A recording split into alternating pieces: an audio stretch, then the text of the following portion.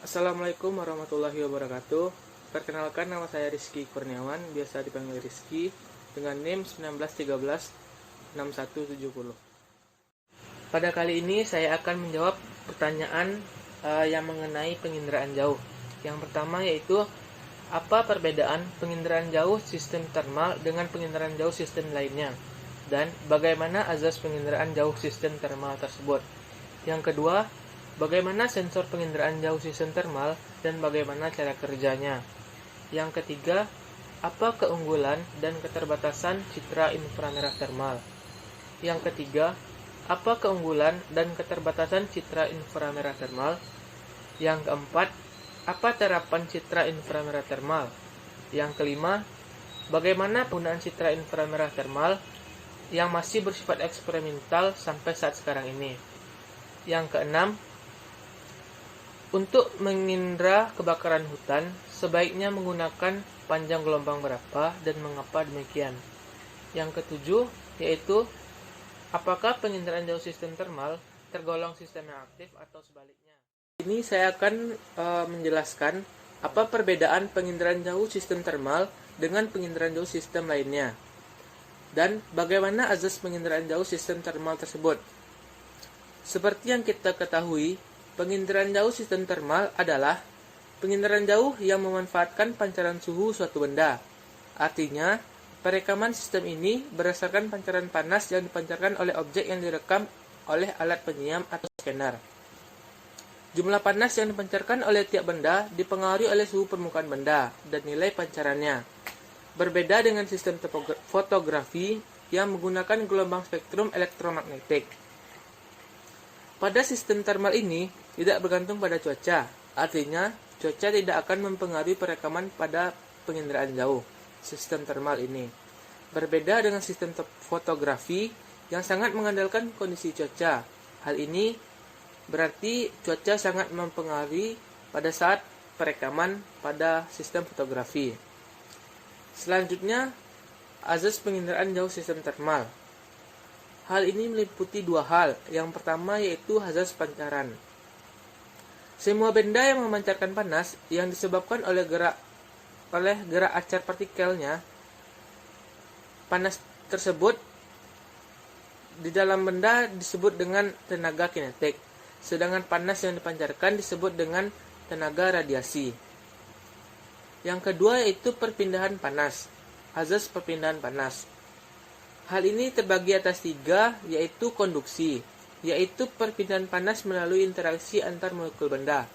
Contohnya saja dapat kita lihat pada saat merebus makanan. Yang kedua yaitu konveksi. Konveksi adalah perpindahan panas yang terjadi oleh benda panas yang berpindah tempat. Contohnya dapat kita lihat pada perpindahan panas pada air yang direbus. Yang ketiga yaitu radiasi. Radiasi adalah perpindahan panas dalam bentuk gelombang elektromagnetik. Contohnya saja pada panas matahari. Jadi, penginderaan jauh dengan tenaga termal yang perlu dipahami adalah sifat termal objeknya, sifat pancaran objeknya, dan variasi suhu hariannya.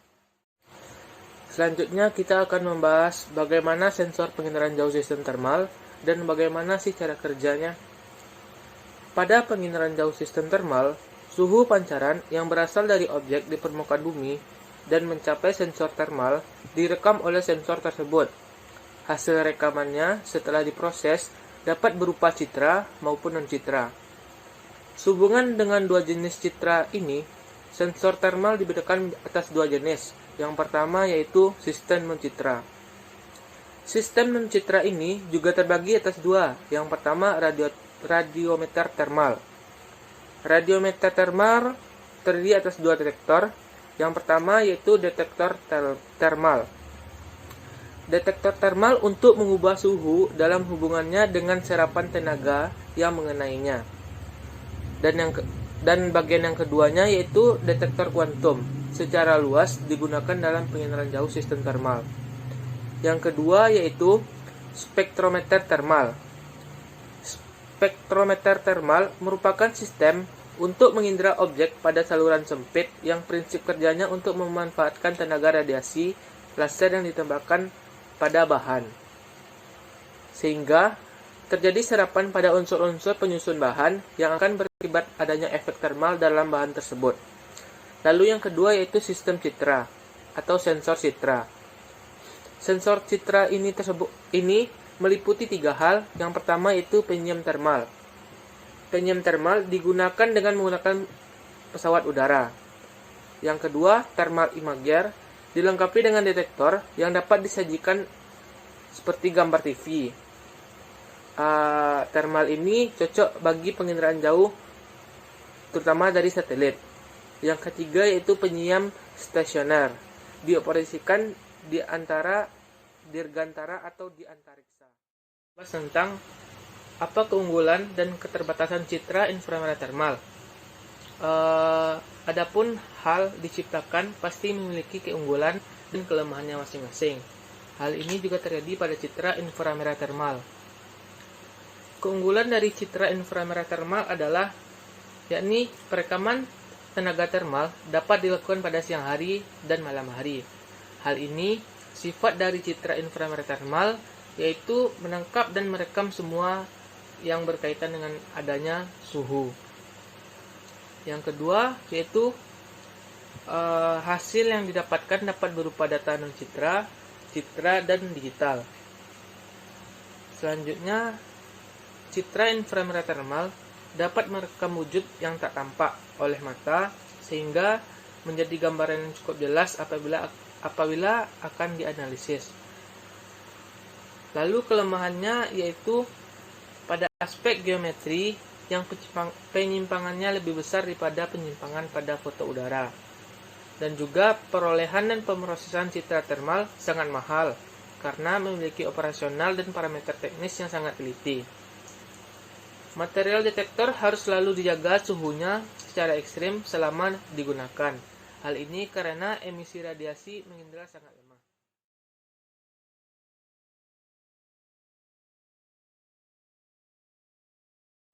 Baiklah, selanjutnya kita akan membahas apa aja terapan citra inframerah thermal, baik itu yang terjadi dalam kehidupan sehari-hari maupun kegiatan lainnya. Sebelum itu, kita mengetahui bahwa citra inframerah thermal adalah rekaman yang memanfaatkan pancaran suhu suatu benda. Jadi, semua benda yang memiliki suhu dapat menyebabkan gerakan antar partikel di dalamnya. Jadi, dapat disimpulkan bahwa citra inframerah thermal dapat mendeteksi semua benda atau semua kegiatan yang memiliki suhu atau berkaitan dengan adanya suhu di dalam kegiatan tersebut. Seperti yang kita ketahui seperti di bidang hidrologi. Di bidang hidrologi kita dapat menggunakan citra inframerah thermal seperti dalam bagaimana kita mengetahui mata air itu dingin atau panas, di mana gletser, bagaimana pola aliran baik aliran sungai atau apapun itu, dan bagaimana batas air tawar atau batas air dingin gitu. Selanjutnya pada perencanaan wilayah dan industri, kita juga dapat mengetahui kebocoran pipa gas bawah tanah, titik panas bangunan industri, dan juga konservasi energi. Hal ini tentunya dapat berperan penting dalam kemajuan perencanaan wilayah dan industri tersebut. Selain itu, di bidang pertanian juga dapat digunakan seperti bagaimana pemetaan sawah, bagaimana jenis tanaman yang dapat ditanami, bagaimana irigasinya, bagaimana jenis tanaman, dan bagaimana kelembapan tanah di sekitar daerah pertanian tersebut. Bahkan sistem citra inframerah thermal ini juga dapat digunakan dalam penggunaan CCTV. Contohnya dalam penggunaan CCTV dalam bioskop. Hal ini karena dapat mengawasi pengunjung yang sedang menonton di dalamnya. Kita akan membahas kenapa citra inframerah thermal masih bersifat eksperimental sampai saat sekarang ini. Sebelum itu, eksperimental berasal dari kata eksperimen atau percobaan. yaitu suatu tindakan atau pengamatan yang dilakukan untuk mengecek atau menyalahkan suatu hipotesis dari suatu gejala. Nah, dari sini kita menyimpulkan bahwa kenapa citra inframerah thermal masih bersifat eksperimental sampai saat sekarang. Karena objek dari penginderaan jauh merupakan penelitian yang harus melakukan eksperimen. Jadi, untuk melakukan penelitian untuk objek suatu penginderaan jauh, kita harus melakukan eksperimen ke suatu daerah atau melakukan observasi langsung ke daerah tersebut. Hal ini dilakukan untuk mendapatkan data yang kita perlukan untuk melakukan. Selanjutnya, untuk mengindra kebakaran hutan, sebaiknya menggunakan panjang gelombang berapa? Sebelum itu, kita mengetahui ada beberapa panjang gelombang. Yang pertama yaitu panjang gelombang pendek yang berkisar antara 3,5 sampai 5,5 nanometer. Yang kedua panjang gelombang sedang yang berkisar antara 8 sampai 14 nanometer. Dan yang ketiga panjang gelombang panjang yang berkisar antara 14 sampai 18 nanometer. Sensor penginderaan jauh merekam energi gelombang elektromagnetik yang berasal dari objek di permukaan bumi. Lalu, energi tersebut adalah energi pantulan gelombang elektromagnetik dari matahari yang mengenai objek ataupun energi yang dipancarkan oleh objek itu tersendiri. Lalu, pantulan dan pancaran gelombang elektromagnetik tersebut ditangkap oleh sensor. Penginderaan jauh pada jenis spektrum ini mengacu kepada beda suhu suatu objek dan daya pancarnya. Pada citra, tercermin melalui beda rona atau beda warna. Terkait dengan kebakaran hutan dan lahan, spektrum panjang gelombang inframerah dekat berkorelasi tinggi dengan jumlah klorofil, sedangkan spektrum panjang gelombang inframerah pendek berkorelasi dengan peningkatan suhu.